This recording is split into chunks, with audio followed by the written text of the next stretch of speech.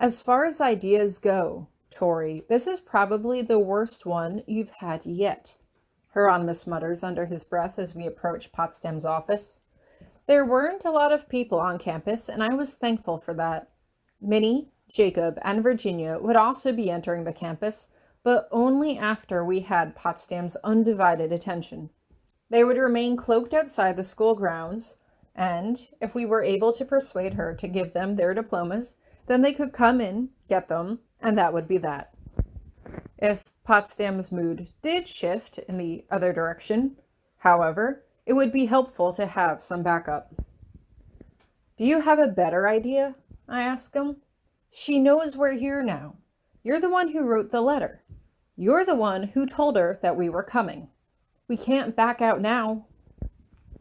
I'm just saying, Hieronymous mutters. This is probably the very last time you will ever get me to agree to anything this nonsensical. Can you please just stop? I ask with a roll of my eyes. Seriously, let's just go in and get my diploma. Fine by me, Hieronymous snaps. We have finally reached her door, and he pounds on the side of the door with his fist, still glaring daggers at me. Why, come in, Potsdam calls through the door, and Hieronymous opens it quickly. I expect him to hold the door open for me, but I almost walk straight into his shoulder as he walks through first. I swallow the aggravated sigh in my throat as I follow in behind him. Why, Hieronymous, Potsdam says as she cups her cheek. Here you are, looking no worse for wear. How are you faring? I am fine, Hieronymous says immediately. He's still wearing his official Viscount robes, but as I look at him out of the corner of my eye, he sounds more like grumpy old Professor Grabiner that I'd somehow fallen in love with. As I am sure you already suspect, there are many affairs that I must attend to that I've missed in my absence. If you could kindly provide us with Tori's diploma, we will be off. Oh, but you've come such a long way, Potsdam coos. Come, let's sit and chat. I'm sure Tori has been doing a fine job of maintaining the estate in your absence. Why, I was so proud when I heard that she expelled her first individual from the magical community. It's so good to see her making a difference and helping protect our secret from the low world. What is this? Hieronymous snaps as he turns to me, and for a moment I'm completely tongue-tied. Why is this the first I'm hearing of this? You've missed out on a lot, I say quietly, skirting my eyes to the side. I was going to tell you. Eventually, Hieronymous mutters under his breath, crossing his arms over his chest as he looks away. Can I please just have my diploma now? I ask with a slight whine in my voice. Please? Why, Tori, Potsdam says, trying and failing to keep up her cheerful demeanor. I appreciate your commitment to your education, but I must inquire as to why you want your diploma so badly. Surely, as a Viscountess, you do not need one. I want to go to college, I tell her firmly. To go to college, I need a diploma. So if you could just hand it over, we'll get out of your hair. I know you've mentioned in the past that you are done dealing with my drama, and there's no reason for you to deal with it now, so please just hand it over and we'll be on our way. College? Potsdam asks, looking between me and Hieronymous.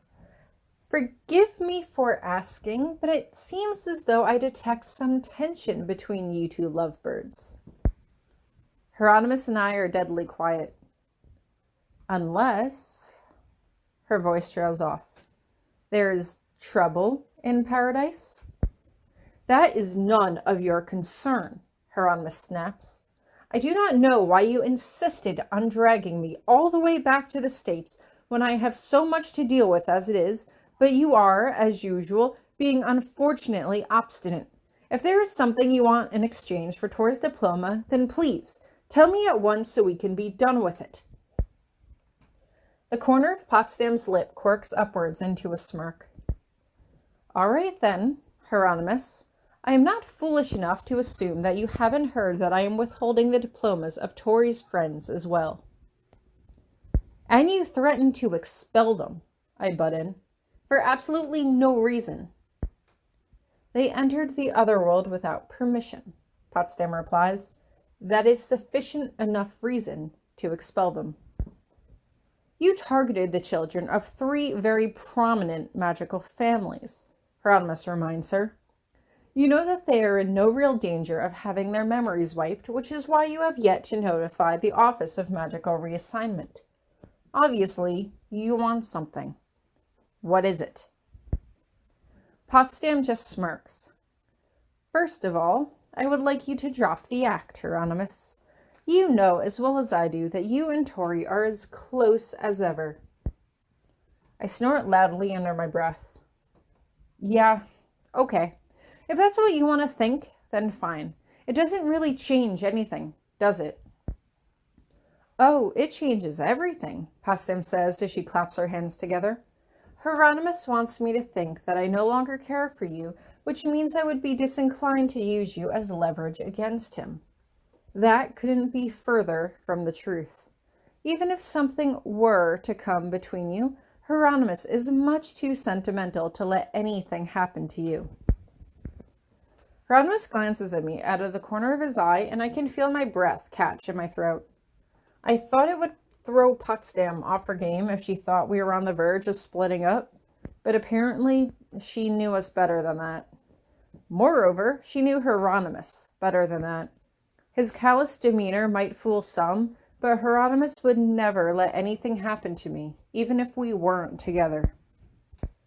Can you please just tell us what you want in exchange for the children's diploma so we can be done with this?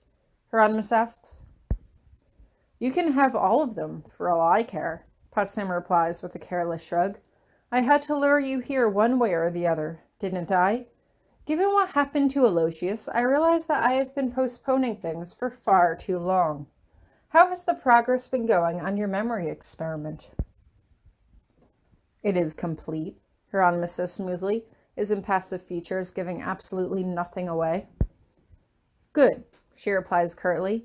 It seems that Aloysius waited too long to put his plan into action, but I will not make the same mistake. I want to use that machine to store my memories, Hieronymous. Tonight. Why do you need it? I ask hesitantly.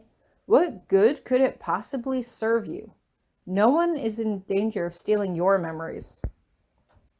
Perhaps not, she admits. But you're thinking far too small, dear. Aloysius was old and his body was failing. Imagine if you could take your own memories and simply install them into a much younger body. As you yourself once said, Tori, memories maketh the man. It is a theory I would very much like to test. Hieronymous stares her down coldly. And when you say a much younger body, do you plan to use Wildseed students in your reckless pursuit for immortality then? Why should I? Potsdam asks. After all, Tori has already found me the perfect vessel. A young girl who had no friends or family to miss her. No one would notice if she simply disappeared one day. You tricked me, I snap at her. You tricked all of us. You never intended for me to find your long-lost daughter. All along, you were just looking for a vessel, and we fell for it. I tricked you? Potsdam asks. You used magic to mark the girl and thought I wouldn't notice that she wasn't my own flesh and blood. Did you really think you could con me so easily? I fully expected you to try to deceive me, and you did. That was not my intention, I murmur quietly. I was not the one that marked her, although that doesn't matter now. Becky trusts you. She thinks that you're her mother. She might not be your daughter by blood, but she could be your daughter if you tried to make that connection. You're wasting your time, Tori, Hieronymous says quietly. She already made her decision. He turns back to Potsdam. Have you already wiped the girl's mind? I gape at him as I look back and forth between them. Wait, you wiped her mind? A person's brain can only hold one set of memories at a time, Potsdam replies. But no, Hieronymous, to answer your question, I haven't. Not yet. The girl will not come to any harm. Just allow me to use your experiment to place my memories inside of Becky so I may yet live on when this body inevitably fails. But to do that, you have to erase Becky's memories, I remind her. Then Becky won't exist anymore. She was a poor servant girl, Potsdam sniffs. No one will miss her. I would miss her, I say as I get to my feet. No, no to all of this. You can keep your diplomas. We are done here. Potsdam gets to her feet, and Hieronymous is suddenly standing in front of me in an instant. He moves so fast, it was like he had almost teleported in front of me. I can see why you needed to make this request of me in person, he says quietly, but surely you must know that I am not my father. I could never submit to a request so morally reprehensible. Did you really think that we would trade Becky's life for a measly diploma? I snap from over his shoulder. No way a piece of paper is worth a person's entire existence. The diplomas were just the bait to lure you here, Potsdam replies smoothly. And, considering the state you're in, Tori, you are very powerful leverage to use right now. Tori, run. Hieronymous holds up his hands as if he's getting ready to fight. Wait, what state? I demand. What are you talking about? Tori, run, Hieronymous insists, but I wait to hear what she has to say. Why, you're pregnant, of course, she says with a laugh. I sensed it as soon as you walked in. And if Hieronymous wants the Grabiner line to continue, he should do as I asked. Otherwise, if he tries to pull any funny business with Becky, I'll use you as my next vessel. I feel my insides grow cold. She wasn't joking. I could tell she wasn't.